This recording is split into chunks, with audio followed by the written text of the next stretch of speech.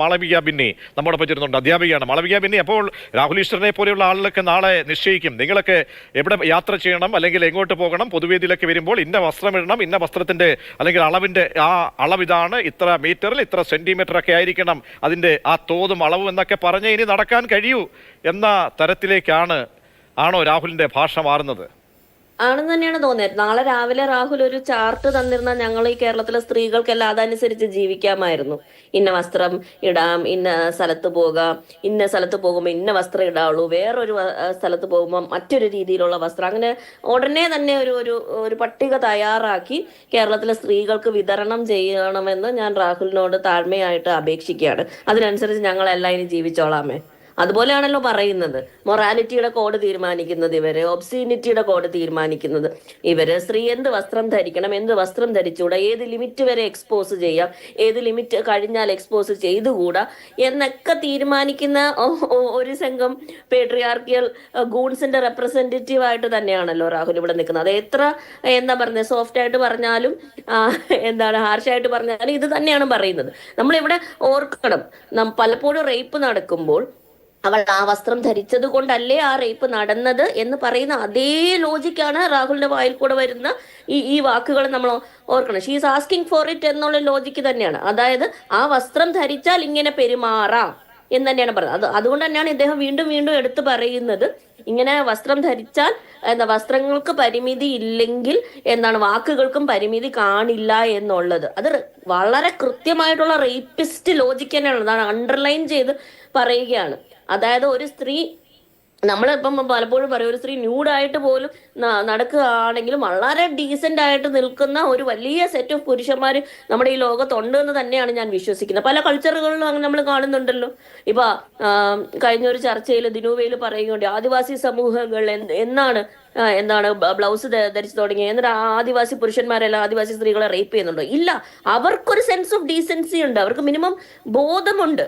ആ ബോധം മാത്രമാണ് നമ്മളിവിടെ എല്ലാ പുരുഷന്മാരോടും ചോദിക്കുന്നത്. ഇത് ഒരുമാതിരി പുരുഷന്റെ കണ്ണിന് മുഖപടം ഇടേണ്ട സ്ഥലത്ത് സ്ത്രീയുടെ വസ്ത്രത്തിന്റെ മേൽ അല്ലെങ്കിൽ സ്ത്രീയുടെ ശരീരത്തിന്റെ മേൽ മൂടുപടം ഇടേണ്ടി വരുന്നത് വളരെ വളരെ കഷ്ടമാണ്. ആ ലോജിക്കേ കഷ്ടമാണ്. അത് എത്ര നല്ല സോഫിസ്റ്റിക്കേറ്റഡ് ഭാഷയിൽ പറഞ്ഞാലും അത് റേപ്പിസ്റ്റ് ലോജിക്ക് തന്നെയാണ്. ഇപ്പോൾ എന്താണ് ഹണി റോസിന്റെ കാര്യം നമുക്ക് സ്പെസിഫിക് ആയി പരിശോധിച്ചു കഴിഞ്ഞാൽ അതിന്റെ അപ്ഡേഷൻസ് ആണല്ലോ ഇപ്പോൾ നമ്മൾ ചർച്ച ചെയ്യുന്നത്. ഇപ്പോൾ കോടതിയിൽ പറയുന്നത് എന്താണ്, 4 മാസം മുൻപാണ് ഒരു കേസിൽ അല്ലെങ്കിൽ അന്ന് ഇതേ ദുരനുഭവം ഉണ്ടായ ആൾ എന്തിന് ഈ പറയുന്ന ആ ദൃശ്യങ്ങൾ ഷെയർ ചെയ്തു? അന്ന് അവിടെ അത്തരത്തിൽ ഒരു തരത്തിലും ഒരു അതൃപ്തിയോ ദുരനുഭവമോ പറഞ്ഞില്ല ആൾ. അപ്പോൾ അതൊരു ബലഹീനതയായി എടുക്കുന്നത് അല്ലെങ്കിൽ അത് നിയമപരമായ ഫോറങ്ങളിൽ പോലും അഡ്രസ്സ് ചെയ്യപ്പെടുന്നതിന്റെ ശരികേടുണ്ടോ? കാരണം സുപ്രീം കോടതി പറഞ്ഞ കാര്യമാണ് അവർ ഉന്നയിച്ചത്. പക്ഷേ അതൊരു 10 വർഷത്തെയും 8 വർഷത്തെയൊക്കെ കേസുകളാണ്. അതൊരു 10 വർഷത്തെ അവിടെ പോലും ആക്ച്വലി ആ സ്ത്രീയുടെ കൂടെയാണ് നമ്മുടെ നീതിന്യായ വ്യവസ്ഥ നിൽക്കേണ്ടത്. കാരണം ഒരു സ്ത്രീക്ക് എപ്പോഴാണ് ആ ട്രോമയെ അതിജീവിച്ച് അത് തുറന്നു പറയാൻ പറ്റുന്നത് നമുക്കറിയില്ല. കാരണം ഇതുപോലുള്ള കാര്യങ്ങൾ, അതിപ്പം ലൈംഗിക ചൊവ്വയുള്ള സംസാരമാണെങ്കിലും സെക്ഷൽ അസോൾട്ട് ആണെങ്കിലും ശരി, ഒരുപാട് വർഷങ്ങൾ നമ്മൾ ചിലപ്പം നമുക്ക് ചെലവഴിക്കേണ്ടി വരും. അത് നമ്മൾ സൈക്കോളജിക്കൽ ട്രീറ്റ്മെന്റും ഒക്കെ എടുത്തിട്ടാണ്.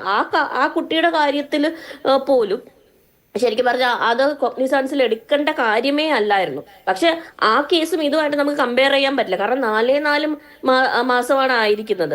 ഇവിടെ ഞാൻ അതിന്റെ 509ന്റെ പരിധിയിലുള്ള ലിമിറ്റേഷൻ നോക്കിയപ്പോഴത്തേക്ക് കാണുന്നത് 6 മാസമാണ് അതിന്റെ ലിമിറ്റേഷൻ. അപ്പൊ പരിധിക്ക് വരുന്നത് തന്നെയാണ് അത്. കോടതി മുഖവിലയ്ക്ക് പോലും എടുക്കേണ്ടാത്ത റിമാർക്കാണ്. കാരണം വളരെ കൃത്യമായിട്ട് ലീഗൽ പ്രൊവിഷൻ പറയുന്നത് 6 മാസത്തിനുള്ളിൽ കംപ്ലൈന്റ് കൊടുക്കണമെന്നാണ്. ആ പരിധിക്കുള്ളിൽ കംപ്ലൈന്റ് കൊടുത്തു കഴിഞ്ഞു. 1.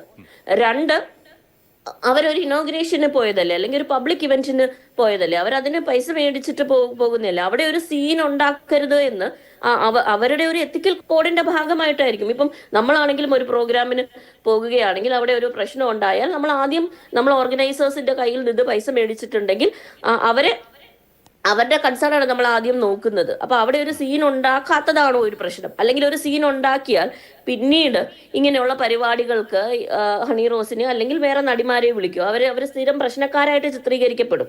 എന്നിട്ട് അവർക്കുള്ള പിന്നെ നമ്മൾ കാണാൻ പോകുന്നത് ഒരു വലിയ അവസര നിഷേധത്തിന്റെ വലിയൊരു ലോജിക്കായിരിക്കും നമ്മൾ കാണാൻ പോകുന്നത്.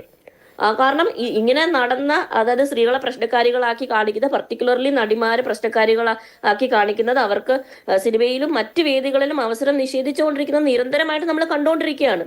ശരി. അപ്പോൾ ആ ഒരു വേദിയിൽ അവർ അപ്പൊ തന്നെ റിയാക്ട് ചെയ്തില്ലെങ്കിൽ അതിന് കൃത്യമായിട്ടുള്ള റീസൺ കാണും. അത് മാത്രമല്ല, പലപ്പോഴും നമുക്കിത് നമ്മളോട് പറയുന്ന ദ്വയാർത്ഥ പ്രയോഗങ്ങൾ ഐഡന്റിഫൈ ചെയ്യുന്ന ചിലപ്പോൾ നമ്മൾ വേറെ ആരെങ്കിലും ഒക്കെ പറഞ്ഞു തന്നിട്ടായിരിക്കും.